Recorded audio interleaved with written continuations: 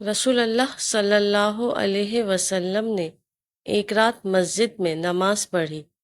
صحابہ نے بھی آپ صلی اللہ علیہ وسلم کے ساتھ یہ نماز پڑھی۔ دوسری رات بھی آپ صلی اللہ علیہ وسلم نے یہ نماز پڑھی تو نمازیوں کی تعداد بہت بڑھ گئی۔ تیسری یا چوتھی رات تو پورا اجتماع ہی ہو گیا تھا، لیکن نبی کریم صلی اللہ علیہ وسلم اس رات نماز پڑھانے تشریف نہیں لائے۔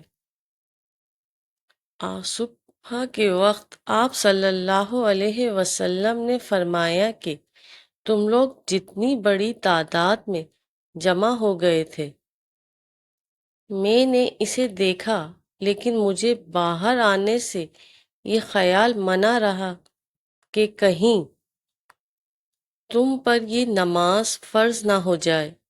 یہ رمضان کا واقعہ تھا۔ صحیح بخاری حدیث نمبر 1129۔ نبی کریم صلی اللہ علیہ وسلم اتنی دیر تک کھڑے ہو کر نماز پڑھتے رہتے کہ آپ صلی اللہ علیہ وسلم کے قدم یا یہ کہا کہ پنڈلیوں پر ورم آ جاتا۔